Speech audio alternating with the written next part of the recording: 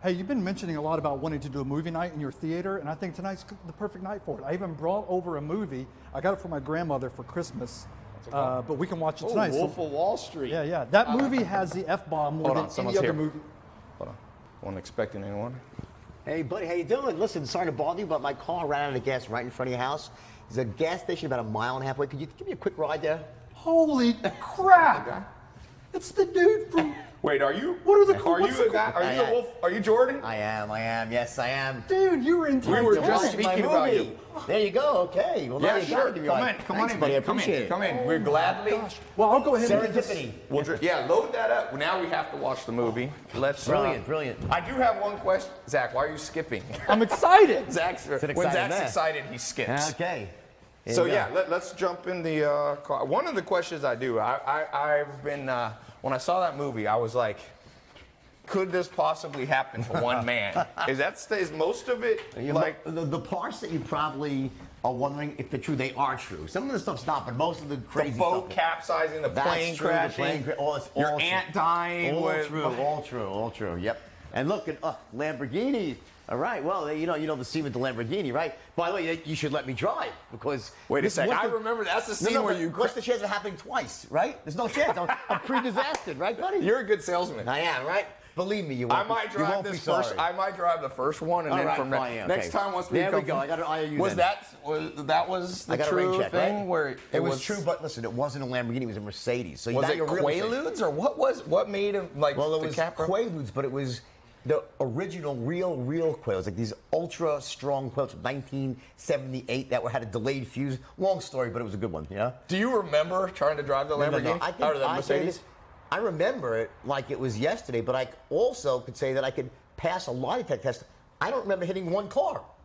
So the whole scene were for you. No, you just went home and then you were like... I was like, thank God I made it home. I had no idea to this day I could pass a lie detector. I don't remember what happened. I really don't. You know what? Before we jump in we'll jump in the car, but afterwards, I want to ask you a couple questions. You can come on my little radio show. Go ahead. Give me gas.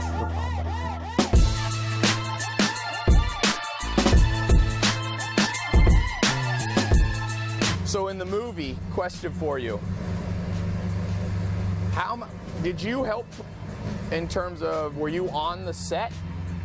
Just at the end, because, listen, the movie, watching a movie and film is kind of boring, actually. It's very slow. Right. It's like, it's watching paint dry. So, but at the end, I was there, and but I worked really, really closely with Leo on the script and on the, really the dialogue. Because you wrote the book. Yeah. Well, I wrote the book. Terry Winter, a great writer, wrote the script, and I went and kind of rewrote the actual boardroom scenes with all the stock stuff. But Terry was amazing. Great job he did.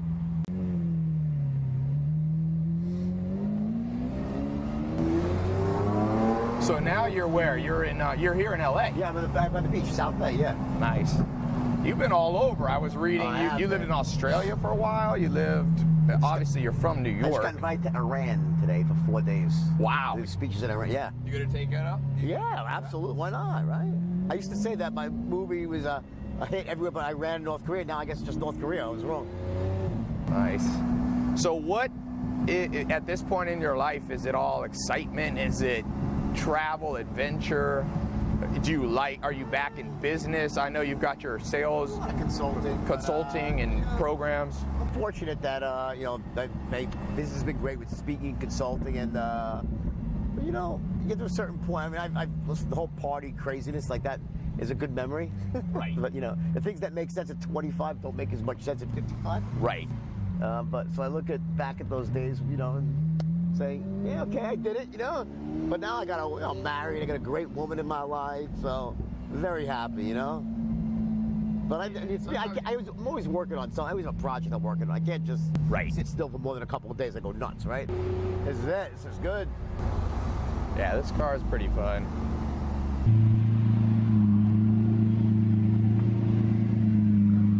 All right, that was a good drive. By the way, guess what is on the bookshelves here?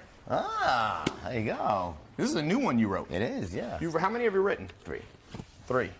So at one point, you make $22 million in 3 hours on this IPO of Steve Madden's shoes. And then you need to open up a Swiss bank account to put all the money in. So you put it in an aunt's name. But your aunt didn't know about it, right? Well, she knew. But then you go on this boat, and you get word that your aunt died? No. I got the timeline on? No, that's the movie. I mean, that's that's the movie. Okay. Now, all of those things happened, but didn't happen in that order. And the real version... Did the yacht capsize? Yes, the real version is much better. So in the movie, I'm on the yacht, and I get news that my aunt died, and I have to go back. They have to leave, right? And I end up getting into the storm. That's not what happened. What happened was I had my yacht in Rome for vacation. I wanted to go to Sardinia, and I was addicted to Quaaludes in a big way, right? Cocaine, you name it, right? Every drug under the sun, right? And I got into this frame of mind that you sometimes get into when you take ludes, where short for Quaaludes, where I call it the movement phase. Yep. Like there's the tingle phase when you first take a Quaalude, your fingertips tingle, you feel euphoria. Then there's the slur phase where you slur your words and you say, well, okay, I love you, slurring is fine, right? Then you get into the drool phase where you're drooling like, but you're okay, drooling's good too. Is this kind of the Lamborghini scene in the thing? And then phase 4 is unconsciousness, right? However, there is a fifth phase, which happens once in a while, called the movement phase. That means you get like the drug-induced equivalent of ants in your pants. You can't sit still. It just so happened that as I was heading down the hill to Porto Vallarta, where the yacht was, I found myself in the movement phase, and there were white caps in the harbor, and when we got to the boat, the captain says, we can't make the crossing because there's a storm. And I said, I have to cross or I will die. Because I could not sit still. And I convinced the captain, unfortunately, using my powers of persuasion. So this is where persuasion did you wrong, right? Correct. And I convinced the captain to take the boat because I said, Captain Mark, if we sit here, I will die in this. So I says, all right, we'll break some plates. I said, will we make it? He goes, we'll make it, but it's going to be really bad. I said, let's do it. It seemed like a great adventure, right? So I went up to the top deck, took 4 more ludes, fell asleep, woke up, and I was in 50-foot waves, and the rest, as I say, is history. 50-foot waves? Unbelievable. It was just a freak storm kicked up in the Adriatic, and we ended up getting rescued by the Italian Navy SEALs, which was amazing. And then what happened was they took us to Sardinia. So wait, not to interrupt you, but were the Quaaludes strong enough that you were sleeping part of the time when there was 50-foot waves? No. It woke you up? Because I've been in a big storm in the ocean. That'll wake me up. I was an expert at something called balance. Like I was treating my body like a human pet. I'm sober for 20-something years, right? But back in the day, I was like a Petri dish. I would take ludes to mellow out, cocaine to wake up. So I was balancing between ludes and coke that day. So I was awake for the whole, very proud of that. Probably not the Buddhist meaning of balance. No, probably right, exactly. Not quite as much. So I was balancing, right? And so I was awake and loving it because I wanted this. I was so happy that the boat was going to sink because it was so expensive and I was so sick. And I was like, this is great. And then like, oh shit, we might die. I'm like, oh, this is not so great. Then you remembered you were on it. Right. You're like, wait a second. Anyway, we got rescued. And then what happened was, so 7 days later, we all had to buy everyone new clothes because all our clothes went down with the ship, right? The only thing we rescued was the Quaaludes, thank God, when the boat was going down. They should have put that in the movie. No, I sent my friend down for those. They were in the downstairs cabin. I said to my friend, you have the ludes? He goes, no, they're downstairs. I said, Rob, you get the fucking ludes, So Rob runs down. He comes back, goes, the cabin's flooded. I can't. Fucking kids, go and put a fucking snorkel on. Go down there, right? Sacrifice your life. Right. They're in a hermetically sealed bag. Go. He goes, all right, you're right. He goes down there. Nothing. I go downstairs. He sees me standing at the top of the stairs with his pants down, his ankles, pissing on the carpet. I'm like, Rob, what are you doing? He goes, I always wanted to do something like this. I'm like, Rob, just go get the ludes, right? He goes downstairs. He comes back up. A minute later, I couldn't do it. I got shocked. The water's electrified. Oh. I looked at him. I said, soldier. I said, you fucking, I don't care how bad, unless it's like. Did he get shocked while he was peeing? Yeah, no, while he was down there. Because it'll come right through the screen. I said, screen. you go down there. So he went, he goes, you're right. He goes, I'll do it. He goes, but if I die, get my wife a breast job. Just promise me. I said, all right, I'll do it. Get Martha. That's what he said? I want my wife to get a breast job. Pay for the breast job. That was his, so not like the movie where you say, will you take care of my wife, no, Mr. he Best just wanted Friend? the breast Will job, you get her a breast? Why did he want her to have a breast job? Because she was bugging him for a breast job. He didn't want it. He was cheap. So he said, if you pay for that, my death will be meaningful, okay? So he goes downstairs, comes back up with a bag of ludes and third-degree burns and his hair up in the air, right? All right? And then 10 days later, here's the irony. So 10 days later, 10 days later, we go to the battleship first, right? And then we take some more ludes because it seemed like we should do that, right? And then we went to the Caldeville Hotel, the world's most beautiful and expensive hotel, where you take an olive. It's like they have a guy with a microscope, $10 on your bill, right? So check that out there 10 days later, right? It's like $700,000 later, right? 700 grand was the hotel bill? I had to put 18 people. It was nuts, right? So anyway, I bought everyone brand new clothes. Right now, this is the second time because my wife lost her bag. The story can go on and on. I want to get to the point. No, keep going. Do not stop. Right. Here, no, keep going. This is great. Well, so what happens? My wife originally, when we were getting on the plane, the driver forgot to put bags on the plane. So I had to buy her new clothes. So before we got to the yacht, we stopped in Rome, went shopping, got her new clothes, and then those clothes went down with the boat. So the clothes sank with the boat. And then we had to get new clothes in Sardinia, right? And then you went, it was the hotel, the $700,000 hotel after that? Yes, after that. So then we had to buy clothes, but it was only like Johnny Versace resort. It was like peacocks. We were all purple and pink the whole week, right? So finally, the last day of the trip, right? I had this great idea. So you know what? If we bring all this shit back through customs, we're going to be hassled. My name was on a watch list already. I'm like, let's just ship it all back to DHL. All we need is a toothbrush and underwear because we're going on a private jet home. Great idea, right? So we all box up our shit. We send it off back to the United States. Next morning, we wake up, we go to the hotel, to the airport. No plane. I'm like, what the fuck? No plane. Now, this is back before cell phones, right? Yeah. You know, and no one spoke any English. And after about an hour, I was going crazy because I'm out of lewds now. No reason to be away from home anymore without the lewds, right? All of a sudden, some little Sardinian midget comes scampering up to me. Literally a midget? A midget. Comes like, goes, didn't you guys throw midgets in the movie? That's exaggerated. We talked about throwing midgets. They threw midgets after I left. I was not involved in that. So don't hold me responsible. So anybody who's midget, do not protest this episode. Yeah, exactly. Please don't. Hey, but the point is that he says, Mr. Bellfort, my wife goes, plane crash. I'm like, what? My plane crashed 10 days after the yacht sank, okay? And like it took off at Orly Airport in France. Seagull in the engine, gone. A seagull hit your private jet. I lost, so I lost the plane. We got to say this. So for a second, your yacht sunk.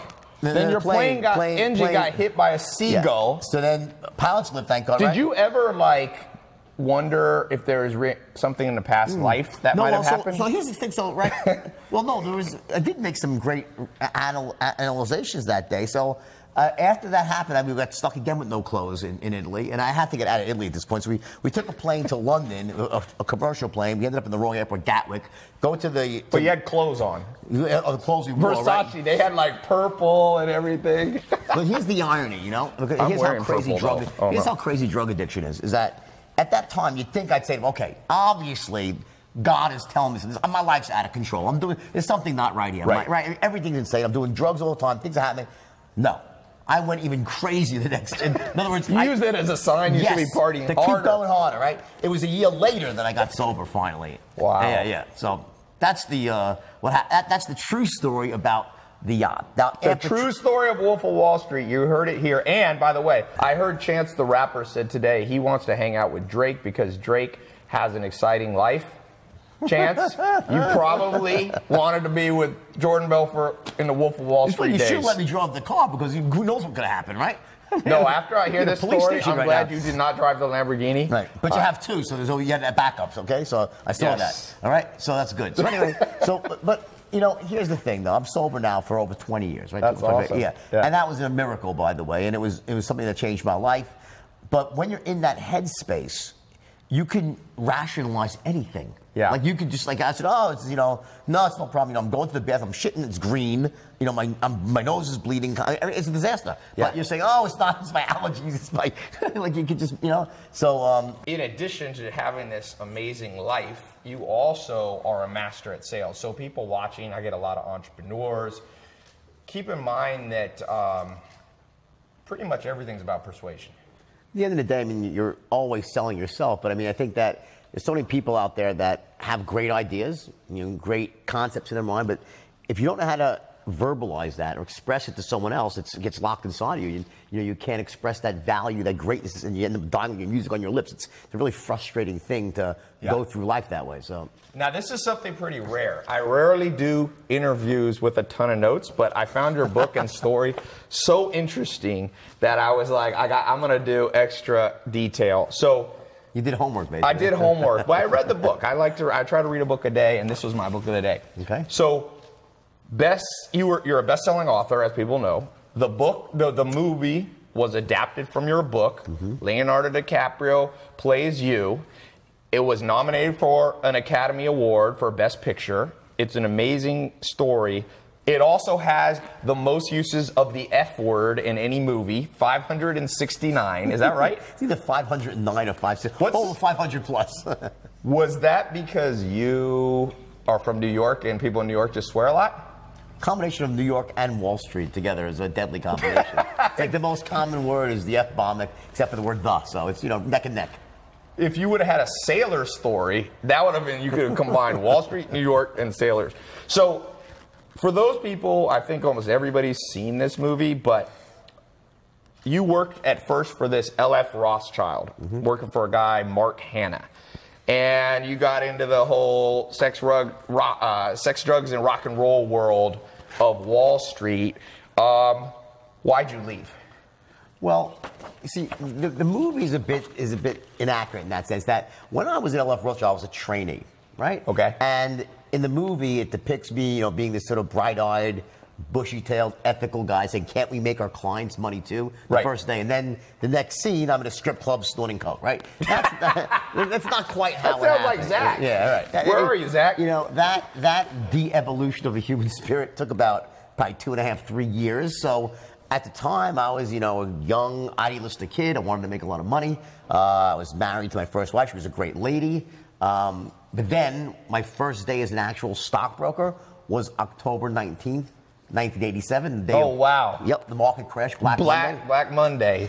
And I watched in shock and awe as the market went down 509 points in a single day. And Rothschild... Were people committing suicide back then? Any brokers jumping off? Yeah, one or two jumped out. They probably would have jumped anyway. But the point is... If they were just in a jumping mood. There's always a jumper here and there around the world, right? But the point is that Wall Street basically shut down for a time. And if you're probably a bit younger than me, I think you're definitely younger than me, it was perceived back then that this would be the beginning of the next Great Depression, that it wouldn't just stop there, it would cascade into the whole economy, and it didn't. So, but imagine back how scared it was. Just the fear was incredible that day. So baptism by fire, they call it. Basically, yeah. So then you go and you ended up at this firm.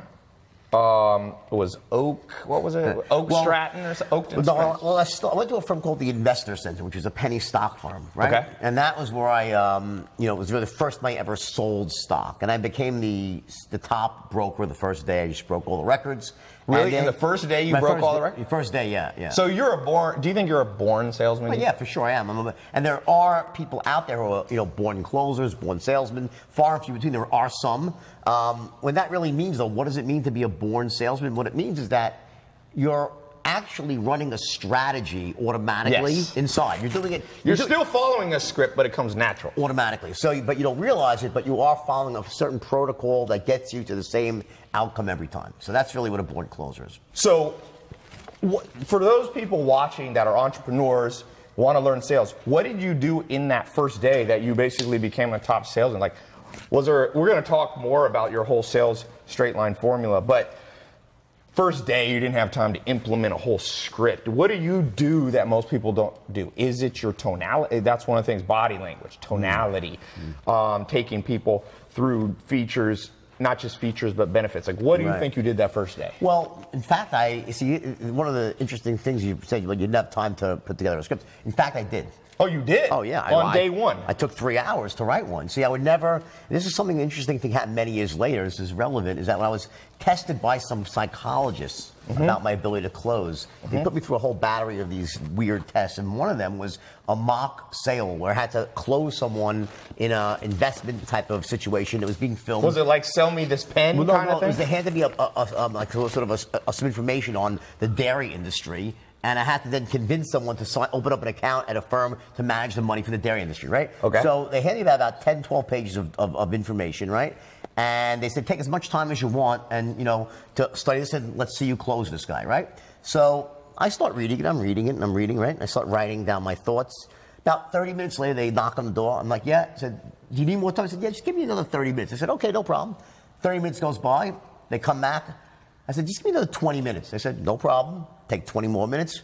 I said, give me 15 more minutes, right? Anyway, after about 2 hours, I said, I'm ready. And I had wrote myself a really, really, not an exact script, but pretty close to a really killer script with sort of, how I would actually engineer the sale from start to finish. You were selling penny stocks. No, this I'm talking now is recent, many years later. Recent, okay. But I want to tell you this because it's relevant. Now, This is this is like, I think 2010 that this happened, okay. right? With psychologists being filmed. Oh, okay, this is the later And they called in test. some guy who was an actor, and he was supposed to be the CEO of a dairy company, and I was supposed to close him. So we go through this whole thing, and I introduce myself, and we go through this back and forth, and they're filming the whole thing. And after about 15 minutes, the guy he's like, okay, fine, I'll open up an account, and he starts laughing his ass off. So I'm like, what's so funny? Psychologists come in, they say, we told him under no circumstances should he say yes. Yep. Yet within 15 minutes, he said yes. I don't get it. I said, well, when I got the guy into a situation, did it make sense to say no? He said, well, here's the weird thing. We've tested 100 other people in sales, and no one ever spent more than 5 minutes reading the material. Huh. You spent 2 So hours. preparation, it's some simple fundamental. Strategic, part of the straight line is about strategic preparation, meaning that listen, my overriding concept is every sale is the same, right? Yes. And that would seem to be counterintuitive. Yes. Because everyone has different needs, different belief systems, right? Different outcomes. But the truth is that every sale is the same. Yes. And I'll explain that a little bit later on in the interview. But it starts with your ability to essentially make an airtight case to someone on both a logical and an emotional level, right? Yeah. About, essentially why you're right to want them to do whatever you want them to do. Why does it make sense, right? Yes. And it's got to be an airtight case, and then you have to be able to also accomplish other things as well. So there's 2 ways to go about that. One is to wing it, which you might be able to do if you're really, really great, or you can write it down, plan it out. I mean, the second one is where you really start to bring your averages up tremendously. So I'm a big believer in strategic preparation. Yeah. So one of the things, I'm going to skip around. Sure. You brought this up. One of the things that you brought up, you bring up in the book. Where did I put the book? For those of you watching, popping in live, this is his new book, Way of the Wolf. So you say basically there's the 3 10s. People need to be a 10 in 3 areas. On your product, right, on trusting you, and on trusting the company as a whole. And you talk about how most salespeople don't understand. You got to bring people to a 10 certainty that it's the best product for them, that it's the best company, and you're the best person to sell it. Well, again, imagine a continuum of certainty, like a 1 on this side, a 10 on this side, right? And 10 means absolute certainty, the best products in sliced bread. A 1 means they think it's the biggest piece of crap ever, right? Yeah. So obviously, you want your prospect to be at a 10 or as close to a 10 as possible when you ask for the order, right? Yeah. So most salesmen, even rookies, will intuitively know that. They'll say that makes sense, right? But what they don't realize, it's not enough.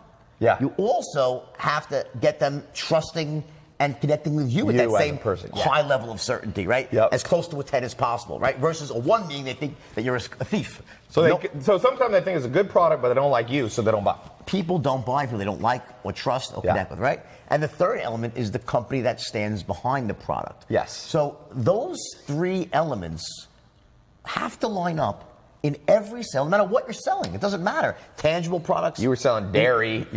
Information, ideas, So if you were going to sell a pen, where's a pen? I meant to bring a fancy pen. Sell me this phone. So the famous line in the movie at the end, they actually bring you in with DiCaprio, is like, sell me this pen. Now, I'm going to get to that later, what the interesting answer your business partner gave you when you did it. But the idea is, this pen, they have to think is a 10. They have to like you as a sales guy, and in this case, they need to think BIC, the company, is a great company. That's your ideal kind of framework. Yeah. Basically, it is. But again, this particular exercise is really not about so much the 3 10s. It's really about what does a salesperson do when you say sell this, right? Well, the rookie salesman will say, this is the greatest pen in the world, this pen. They'll start trying to do some version of the 3 10s. Like, this is the best pen in the world. It writes upside down, never runs out of ink, best value, blah, blah, blah. So, talking a mile a minute, right? But the fact is that the only logical thing you could really say to someone before you sell them a pen is, first of all, are you in the market for a pen? Yes, qualify. What type of pens have you used in the pen? You have to start asking questions. And this is the big mistake that salespeople make. Because by gathering intelligence in the beginning, it allows you to identify their needs, their value systems, any pain they might be feeling about, a lack of not having something, right? And just as important is that it's through asking questions and using certain tonalities, and you mentioned tonality and body language, and just as important, or even more important, how you listen to the answers. Do you listen like a robot without making a sound or moving a muscle? Or when someone answers you, do you say, aha, yup, yup, aha, right. Now that essentially active listening, this is how we really get into a tight rapport when it comes to sales. Yeah. So by asking these smart questions, and again, strategic preparation, you want to plan that out before, and I want to write down what are the questions I need to ask here, right? Yep. What's the best order to ask them in? There's certain rules for that, right? And what tonalities do I want to use when I ask those questions? I could say, so, what's your biggest problem right now? And they'll be, okay, well, what's your biggest problem? And you'll hate me. Right. So there's a tonality. Yeah, you talk about that later in the book. You talk about Bill, the charisma comes from a tonality that says, 1, I care about you. 2, I understand you. Rapport, and 3, I feel your pain. Yeah, exactly. You're talking about how Bill Clinton was great at that. People felt like, oh man, this guy gets me. I read, tell me what you think of this. I read a story about research on dating. So they put basically hidden cameras on people going on first-time Tinder dates or whatever. Scary proposition. Scary proposition. But what they found was, as you would kind of expect, guys who ask dumb questions, don't pay attention to the answers, just kind of like so how many kids do you want to have? Like that, they fail. And also guys who don't have the right rhythm, right? Which you're calling rapport, like who either talk too much or don't talk at all. Well, look at it this way. You know, there are certain commonalities to all human beings, right? When it comes to rapport, getting into rapport, both in a business setting and in a personal setting, but it really boils down to 2 things. Number 1, that you care.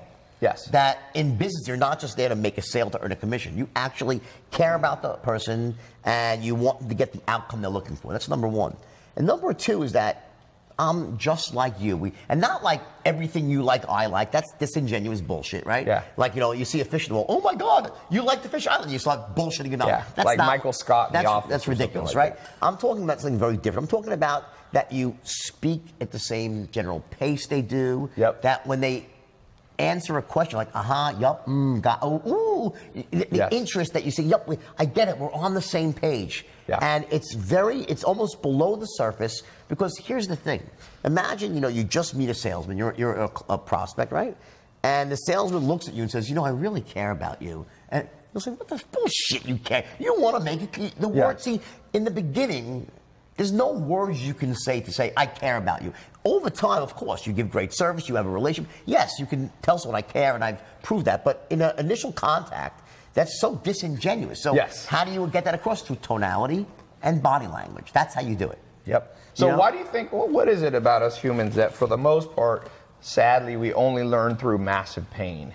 Well, this is a truism for sure, because I think, you know, when it comes to values, right, value changing, I've done a lot of studying of that, you know, various types of psychology, NLP and stuff, and one of the things that they say is that, you know, there's either really one of 2 ways that someone really changes their values. One of them is through massive work and introspection through years of therapy, right? That's one way. The other way is with a painful event. Yeah. Something that happens to you and causes you to essentially reorder all the meanings that you've had from past experiences, how you apply meanings, and in that moment, you can make these dramatic shifts. That did happen to me. It happened to me when I went to jail and when I wrote my first book. You know, I had this moment where it just sort of, you know, I was able to really, really sort of become the person I was before it all happened. Like the kid that my parents had sent out into the world. I was a good kid. I was a great student, never got in trouble. When I went down to Wall Street, I was idealistic. I didn't want to. So do you think it was the environment?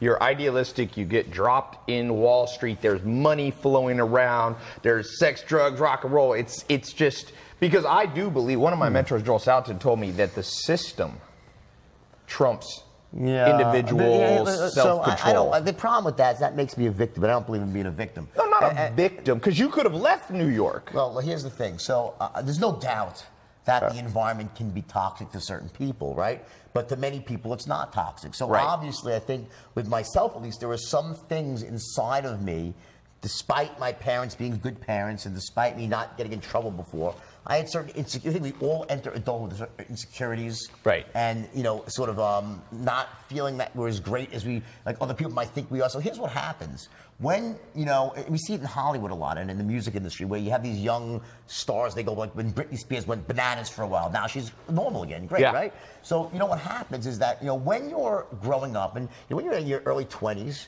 and you don't have everything you want, you say, you know what, I don't have everything I want because I'm not successful yet. My life isn't the way I think it should be. So I understand that there's still pain and you can justify it. It makes sense. Yeah. But then what happens is when you all of a sudden become filthy rich and famous and successful, you still have all the pains and insecurities. Yes. So it exaggerates well, what no, was but deep now you're like, oh my God, wait a second. I have the success, I'm picturing it the way I want it, but I still don't feel good. And that's when the panic sets in. Huh. Because now you have So you got all that, but you didn't feel it? Well, what happened was when I discovered the straight line system, right, which is really the topic of the interview, is when I cracked the code for teaching people how to close. Yeah. That was the game changer, right? I had stumbled upon a niche in the market, right, which was selling $5 stocks to the richest 1% of Americans. And no one had ever done it before, and that was a really lucrative niche. But what enabled me to build Stratton was I came up with a new way of training people how to close. And that system, the straight line, was so powerful and effective that within days of inventing it, it allowed me to take any human being, any old, young, regardless of their race, their age, their creed, their color, their socioeconomic background, their educational status, didn't matter where they came from, could have been Harvard or Hell's Kitchen. I could take them in a couple of days. Even if they weren't natural salesmen? Absolutely not. That was because you talk about it in the book. You took people in weeks and made them into people world-class closers, right? And the point, and to bring up that whole idea of a natural salesperson, what I essentially did was I was able to take the strategy that I was using automatically, slow it down, and put it into a step-by-step formula that could be essentially transplanted and inserted into anybody else with just a little bit of work. And to this very day, I still teach it around the world. And it's what it does for people, it changes people's lives because there are so many people out there that are brilliant, talented, hardworking, successful. Good businesses they've launched. But they just don't have that ability to get their point across. And what happens is, look at it this way, every idea has a certain intrinsic value, right? Mm-hmm. But how someone else perceives that value is either multiplied or divided by the person who's explaining it. Yeah. So if I explain the idea, they're gonna think it's a great, if someone who's terrible at selling will think it's a shitty idea.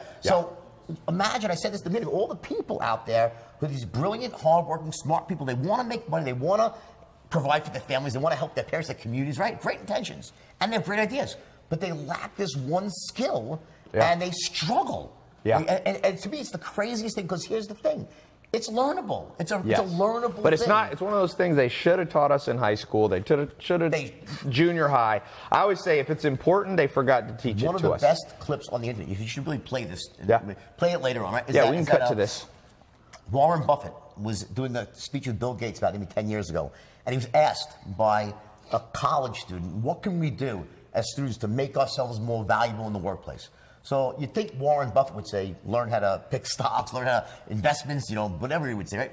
Not what he says. He says, go out and take a course in sales and communication. Yeah, he did. Dale Carnegie changed his life. There you go. And that was the point. Because he took that. He says, I took Dale Carnegie, changed without that. You know what he'd be without that course? Yeah. He'd be the richest money manager in Omaha, Nebraska that no one ever heard of. Yeah, and he met his wife that way, the love of his life. Because without the ability to influence and persuade, you can't put yourself out there into the world and be known for what you really are. Yeah. And we're going to put a link, by the way, tylopez.com/wolf.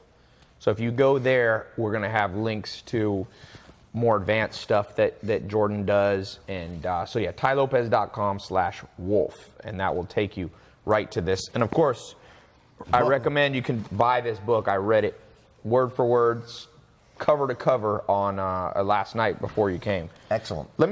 So let's go into this for a second. So in terms of, there's so much here. Let's check out all these notes. I want to get to the most important things first. We talked about, we got the drugs out of the way, which is the most. We got the entertaining stuff. We got the boat. We got the plane crash. I like this thing that you say, like human communication.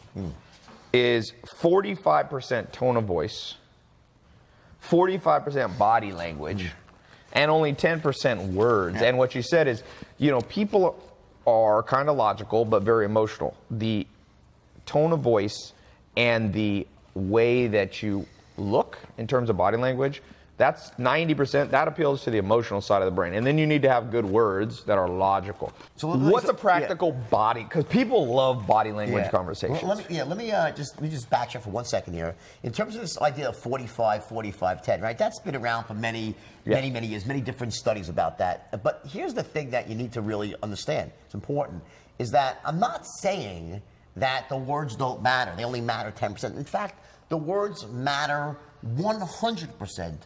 When you're speaking. Yes. But the thing is, you're communicating often without speaking. Yes. That's the point. So it's not like words don't really matter. The words matter. Because, you know, you say the wrong words, then you're perceived as an asshole, it's done, right? Yeah. So the idea that body language is so powerful, what happens is body language has a way of essentially slipping through the radar of the conscious mind, and going right to the unconscious mind and creating a gut reaction. Yeah. That, you know, something just must be there. It must be good. That person must be an expert. I want to speak to that person. Or it might be bad. Or the opposite. Or I don't trust. You were talking about keeping your simple one, keeping too closed. Right. Hurts sales. Well, yes. Or can hurt sales. Or they could just be cold, right? So seriously, because you don't know. So the point is that but if you're the person doing the sales, well, I wouldn't be sitting here like this. Yeah, you probably wouldn't be here. But people do that sometimes. Yeah, that's a very aggressive. It's also an aggressive, sort of angry pose to be as a salesman. And resting bitch face. You hear that at RBF. I know. Where sometimes pretty women, you know, not pretty women. I guess men maybe do it too. It's RAF, resting asshole face. That's what guys have. Is that what it is? Yeah, resting asshole face. So RAF and rebuff. Yeah, exactly. And so where people sit there and like you see it at a club, I've seen it. And then you go up and talk to the person, and they're like, terrible affliction, resting bitch face for a girl. Because imagine a girl, right? And she's sitting there, and she's sweet as sugar. She like just has great things to tell you. And you look at her, she goes, that girl must hate my gut. Look how angry. Yeah. It's a very terrible thing. So, by the way, here's the thing. That can be controlled. Right? Yes. In all seriousness, you know, we make a joke about it, but whether it's resting asshole face or resting bitch face, guy or girl, there's so much more to it than just sort of how you are addressed. It is how you interact when you meet someone, the smile, your eye contact, how much eye contact you make, how close you stand to someone. You said in Japan, you should stand closer. Well, you said 75%. Right, exactly. Wasn't that your rule? 75%? Well, 70% eye contact. Eye contact. Right. Well, because think about it, and by the way, you know, a lot of that stuff is not mine material. Just seriously, you know, that's a general research. The straight line is mine, but some of the stuff with body language, that was really well studied by psychologists, where they actually did tests with people, and they came up with these numbers and these things that are just sort of just truths, right? And one of them is that if you stare at someone nonstop, well, it's like a Mexican stare-off. Like, what is wrong with this person, right? And you feel that you say to yourself, what's wrong with this person? Versus if someone doesn't make eye contact with you, right? Now, I remember, I'll give you an example. My son, Carter, right? He had a friend going up this kid. I won't mention his name, Lucas. But the point is, no. We won't mention Lucas's name. But Lucas was a nice kid, right? But Lucas would never make eye contact. He'd come to me, he's like 10 years old. Hi, Mr. I'm like, hi, Lucas. I'm like, I want to trick that. I'm like, he'd look away. And then we never. And I just didn't trust the kid, right? Yeah. Why? Just because of no reason. He could have just been shy. He's a nice kid. I'm sure you're pretty glad of it. But the point is, this ability to come off in a way that someone says, you know what, in sales, get to sales, what you really are trying to accomplish is that when the person makes that first instant perception about you, they should be thinking that, number one, you're a person worth listening to. Yep. And why? Because this person can help me achieve my goals. Yes. Now, if you want to get down to what are the three things that really go into that, well, here's what they are. Number one, you need to be perceived as being sharp, sharp as a tack. And then you said enthusiastic. Enthusiastic as hell. Now, I'm not talking about enthusiasm. It's not that. I'm talking about bottled enthusiasm. Right. It's below the surface. It could be whispering, but there's a power in your voice, an excitement, and people just, it must be good, right? And the third element, which is the most important of all, is an expert in your field. An expert, Because you call this there's a chapter on the 4 seconds. Right, you got 4 seconds to convey that. I said that in 1988. It turned out I was wrong. Okay? I was wrong. Harvard did a study in, I think, 2013 or 14, and it turned out it was 5 seconds. So I'm sorry. So that was your guess. I guessed it was 5. And here's what else Harvard said. Here's the crazy part. if you make a bad first impression, it takes you 7 subsequent meetings to change someone's impression. Now, I don't know about you, but I never get 7 shots. Yeah. If you don't make a good first impression, you're done. So you got to really focus on that. So those first 4 or 5 seconds, you basically got to come off as enthusiastic. You got to come off as an expert. Correct. And you have, what was the first one? Sharp as tack. Sharp. That's right, yeah. Now, look at it this way. So how do you do that? Think about it. Well, is it the words that you say? I mean, the words don't exist. I mean, Yes. what would you say? Listen, hey, listen, Ty, I'm sharp as a tack. I'm an expert. You say, what the fuck is wrong with you? You can't, the words don't exist for that, right? So how do you get it across? Through your tonality and your body language. There are certain ways that experts sound, not the word, they sound, they dress a certain way, they carry themselves a certain way, and we know that as human beings because we've been conditioned since we were kids to recognize, because we were told, respect your elders. Look, when you went to the doctor, he was an expert. He had a stethoscope, he had diplomas on the wall, he wore a white. We've been conditioned to this. So now think about logic. What happens when you're in the presence of an expert? What do? You defer. Yeah. You let them control the flow of the conversation. They will ask you questions, and you will give them forthright answers. They've earned the right.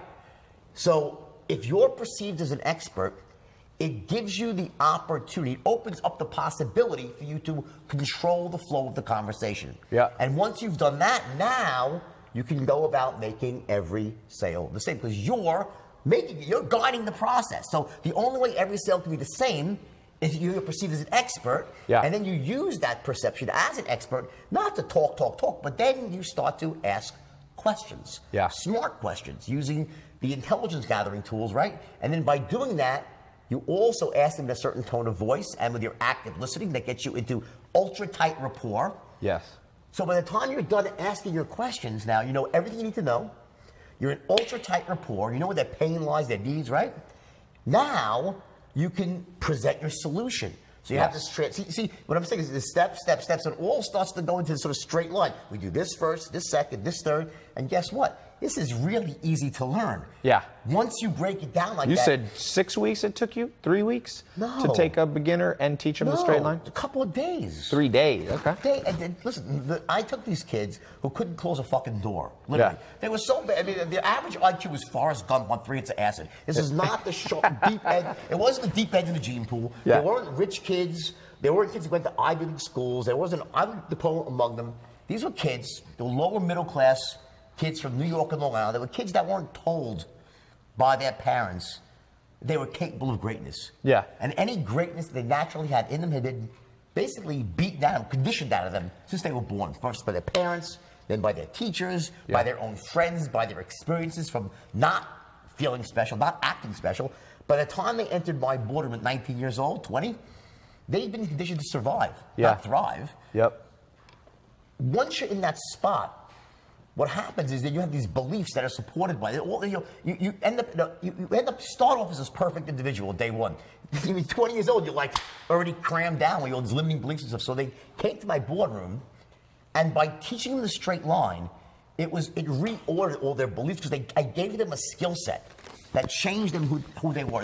It made them more effective. Yeah. So it can't just be, I'm going to act effective. No, you have to actually be effective. So the beauty of the straight line system is that it's a skill set.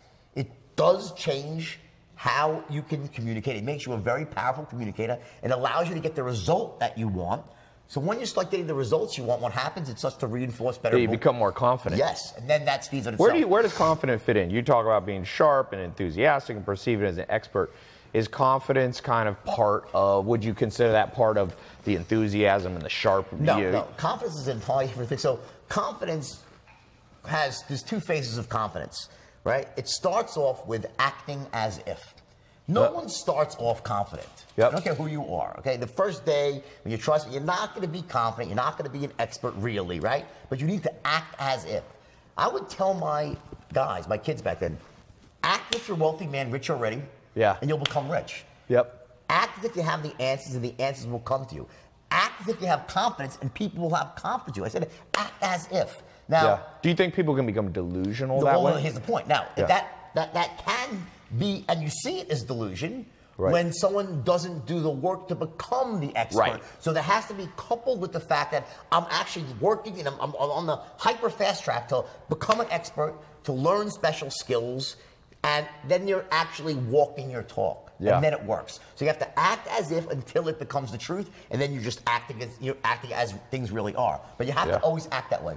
So you think, so basically, some people don't do the first part, which is get that initial catalyst, that initial boost to say, you know what, I'm not rich yet, but I'm going to dress like I'm rich, I'm going to talk like I'm rich, I'm going to get up and work like I'm rich. Here's an honest question, right? You're an online, personality, right? You have a huge business, huge following. Let me ask you this. Truthfully, let's say that I stripped every dollar you had and changed your face, no one knew your name, and you were to start right now. Could you build it all back up again? I think so. Of course you could. You know why you could? Because you're still you. You have the skill sets, the talent, okay? So when you take away everything from somebody, they're still that same person. Yes. Now, that's why when a rich person takes a tumble, they'll typically come back, right? Yeah. Unless they hit the lottery, right? Yeah. Or they were a member of the Lucky Sperm Club, right? Maybe they just inherited it from their parents, right? But for the people that work their way up and made their money, they'll earn it back. When you have special skills, right? That is what, and you have the vision for the future, you want to take action, right? That's what it takes. It's about special skills. People don't realize how much of success is not an accident. It's about people that have these extraordinary skills and they take action. Yeah. So I'm a big believer in learning skills. Like you read my first book, right? Yes. Well, when I first tried to write, I was a terrible writer. I taught myself to write by... Wolf of Wall Street was your first book? Yes. I never wrote before. When I first tried to write, I was a terrible writer. How many copies have sold? Millions of copies, right? Wow. So how did I write Wolf of Wall Street myself without a ghostwriter? I picked up a book called Bonfire of the Vanities and started reading it. Tom Wolfe, I'm sure you've read it, right? Yeah. And as soon as I started reading it, I'm like, oh my God, this guy's the best writer in the world. I want to write like that. And I used his book like a textbook. I took out my highlighter and I broke down his strategy for writing, and I practiced before I wrote the book. I said, let me first teach myself the skill to write like Tom Wolfe. And that's what I did. I spent about 6 or 7 months with 18 hours a day studying. Really? Oh, yes. To the point where I could recite the whole book verbatim. Okay? Seriously. So the point is that I learned how to introduce characters. It's almost like it was a mentor. The book was your mentor. And my model. Yeah. And then I wrapped it up with Hunter S. Thompson because I figured it made sense because of the drug use, right? So but I used those people. And then when I was reviewing the New York Times, they said the book sounds like Hunter S. Thompson and Tom Wolfe. So it was amazing, right? That I accomplished my mission and turned myself into a writer. But here's my point. So you basically reverse engineer. You see, I interviewed Kobe Bryant, did a little interview, and he said you got to go to where great people who have created greatness before and reverse engineer it. Look at it this way. I couldn't have done it without that skill. Yeah. If you want to go out there and succeed in the online world, you need to have certain knowledge and skills. One of them is going to be the power of persuasion and influence. It's a uniform skill in everything that you do. Whether you're a Bill Gates who convinced IBM to give you the rights to supply before you even owned it and convince someone else to sell it, right? Yes. Whether you're a Steve Jobs, goes without saying, right? It's this ability could be just to sell your vision for the future. Yeah. To sell people, employees to come work for you. To sell venture capitalists on giving you money. To sell your friend's dad, a regular entrepreneur, to get someone to invest in you. That's persuasion. Yeah. It's a linchpin skill to success. And that's why Warren Buffett said, if you want to succeed, you better learn how to persuade and communicate. 80% of billionaires is a good book. Just did research on billionaires, and it basically said 80% of billionaires, before they got to their final company, they were learning sales first. They were Ray Kroc started McDonald's. He was a traveling milkshake salesman. Great movie. You see the movie? Yeah, they do. That's a great movie. Michael Keaton. It just goes, and the commonalities there was great salesperson, vision for the future. Yep. And the ability to move through the setbacks. In other words, to not take no, to not get demoralized when things don't go your way. And here's one of the important things about that is that what creates that resilience, so to speak, in people is an entrepreneurial quality. You need to have resilience, right? Well, a lot of it has to do with a fundamental belief that I myself am capable of achieving success. If I believe in myself, I become resilient. I said, I know I can do it. What happens with most people is when they really get honest, their heart of hearts, they say, I don't really think I got what it takes to be successful. I don't really feel like I'm that sort of person. I can't see myself being rich. And because of that... Yeah, that is for sure the number. The average person watching is like, I get it, but I don't think I can do it. What's your answer to them? My answer is that, you know why? You know what? Study the straight line system, okay? Become an expert closer and watch how it changes. Because here's what happens. When all these kids that work for me, the reason they all became rich, filthy rich, right? Was because once you learn how to communicate, the power of persuasion, it changes who you are. It fundamentally reorders you. Say, you know what? I can mountains. I'm not the guy who failed before. I'm not the girl who was you know, sort of wanted to play a backseat, not put myself out there. I feel comfortable putting myself in that. It changes everything. Yeah. And without the skill, what happens? People end up living a smaller life. Yes. And they don't ever get to that level where they're really firing on all cylinders and getting to enjoy the beauty of what life can be. What percentage of potential do you think most people live up to? That aren't trained, that don't build skills, that go through the conventional school system, that have a job that they don't really like. Like what? Probably 3%, 2% of people live up to their potential. And those, the other 90, let's say 95%, they're here. How much, if you were able to train them and they were to be able to get the right mentors, how high do you think this thing could go? 20x, 30x, 5x? Remember this, you know, how you define success is very different for every person. You know, Mother Teresa was probably one of the most successful people in the world and had no money. So let's talk about success in terms of money. This is a business, right? We're in business. So in that sense, you know, assuming you have all your intellectual faculties, right? It would be impossible for someone who's really committed to becoming wealthy and was willing to do the work, to learn the skills. It's almost impossible not to succeed. How big is a question. How long it takes, another question, because some of it's luck, meaning it might happen in 6 months or it might take 3 or 4 years. When I got out of jail, everyone was saying, oh, you're going to be rich again. And I was like, yes, that's true, but it might take me 5 years. Yeah. Because I'm not cutting any corners this time. I'm not going to sacrifice my ethics. Yeah. I'm going to do it right. I'm going to do it every step by step. How did that feel? You step out of jail. You had seen it all. You had yachts. You had, you know, private jets. You didn't even care if your yacht, you had so much money, you didn't care if the yacht went down.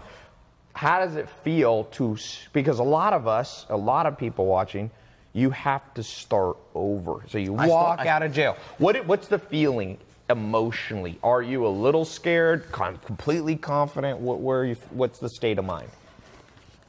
I think that, you know, the idea of fear, to say that I'm, you know, when I met my wife, who's now the love of my life and the best thing that ever happened, seriously, she, you know, changed my life in so many ways. She's here today. She's here also. She's awesome. And I'm not just saying that because she's here, it's the truth. And one of the things she said to me when she first met me, she was like, can't believe you're like fearless. And I said, no, I'm scared shit. I'm just not letting it stop me. So there's a big difference. So I think smart people are scared. So you had some fear. Okay, everyone has fear. Yeah. Okay, that's what courage is all about. Moving past. Without fear, there's no courage. Okay. Yeah. In other words, of course I was scared. Of course I felt terrible. What was your biggest fear? My biggest fear is not being able to provide for my family, my children, and my wife. I love my children, my wife. I mean, in other words, I want to be able to provide for people I love. That's my big. To not provide for the people I love and not be able to take care of them is the worst thing that could ever happen to me. Yeah. In my life, okay? And everyone's different. See, that's my thing. Yeah. And knowing that is powerful. So once you know that, that is part of your why. And once you have your why, you can do a lot of. Yeah, I always say most people don't know what motivates them. Yeah, that's my why. So you were so in your darkest time, coming out of the darkest time, you said, I'm afraid, but I'm more afraid of not taking care of my family. My darkest time was when I was in jail, at night, in my bunk, alone with my thoughts, no money, broke, discredited, embarrassed, lost everything, right? And and people say, how'd you learn how to write, come out of jail? And I said, you know how I did it? When I closed my eyes at night, I'd see the faces of my 2 children. And I said, I have to make it right for them. I have to come back from this.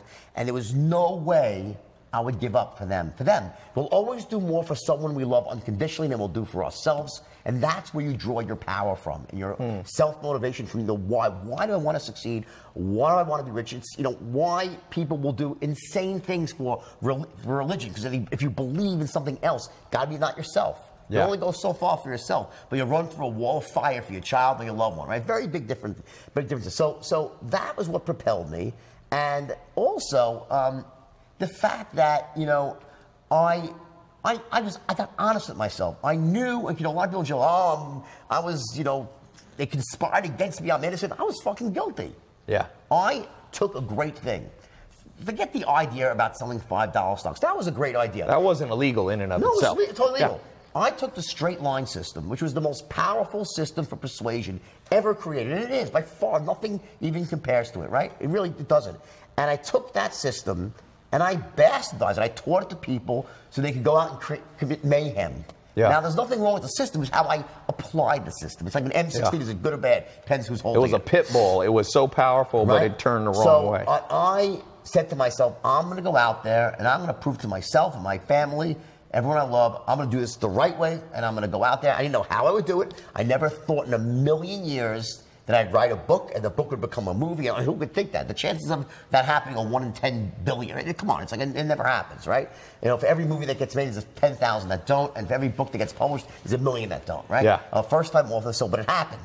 But when it happened, here's the most interesting thing of the whole story. So when I sold the book, it was a bidding war between Leo and Brad Pitt. I chose Leo because Leo's Leo, right? And he had Marty Scorsese attached as well. Terry Winter, the screenwriter, famous, amazing, brilliant screenwriter, he penned the script in 2007. And the first draft was brilliant. Usually, it takes them 4 or 5 drafts, right? His was right on the money. Scorsese read it, loved it. Warner Brothers loved it. They went down, struck a deal, 2007, right? Ready to go.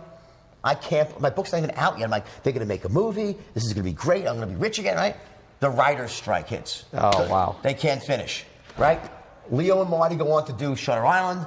The Wolf gets sidetracked. It takes 7 years for it to come back around. Now, and that day I was so upset. So what did I do? Did I cry? Did I? Well, no.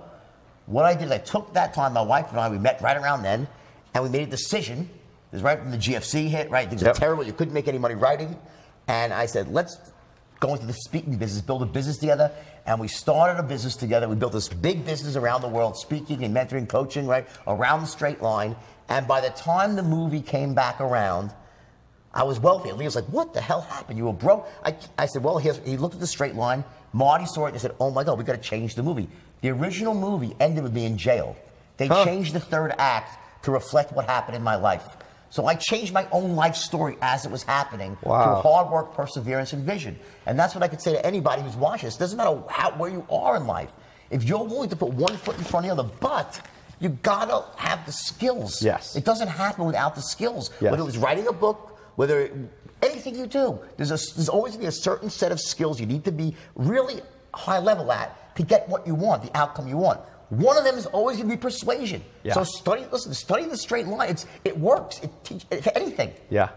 So for all of you listening, watching, TaiLopez.com/wolf is going to take you where you need to go to get the straight line system. Also, as we wrap up, I just want to remind you, Way of the Wolf, Jordan Belfort, is his 3rd book. I read it. We need 8 hours to go through this. I'm actually going to we're going to record a little special module off air here on for those of you who are in some of my programs too, because I want to talk on this objections thing real fast. That's, by the way, one of the best aspects of the straight line. Yes, how to overcome, because that's you go to sell something and people say, I'll buy it later, or I don't have enough money, or Well, let me think about it. Let me call you back. Bad time of year. It's Groundhog's Day. It's Christmas. Fucking, leap year. Right? There's always a reason why. And the thing is that what trips up most salespeople is that they don't really understand what objections are. Right. People say there's stalls. Okay, fair enough, right? The smoke screens. Well, for what? What is it really a stall? Here's the truth. What objections really are. Objections are smoke screens for uncertainty. Yes. When someone, remember those 310s? Yep. They must love the product. Yep. They must trust and connect with you, and they must trust and connect with the company. Well, guess what? When you ask for the order for the first time, let's say they don't really trust you. Yep. What do they say? Sorry, Ty, I don't trust you. That's very rude. They'll say, it sounds good, Ty, let me think about it. Yes. See, they don't tell it. It would be nice. It would be a great world if your prospect said, listen, Ty, I don't trust you.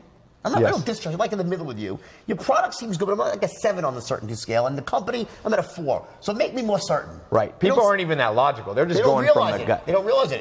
It's all bubbling below the surface. And they want to be, so it's a circuit breaker to say, you know what? It's a polite way. Let me just say, let me end this call now. Say, it sounds good, Ty. Let me think about it. Yeah. Now the salesman, the novice will say, I better be nice now because this way I can get a call back and hopefully close them later on. When the fact is, they're just not certain. So, how do you handle objections? Well, first of all... Wait, I want you to hold this, because we're going to record we're going to stop the live camera. All of you who want to hear this, go to tylopez.com/wolf.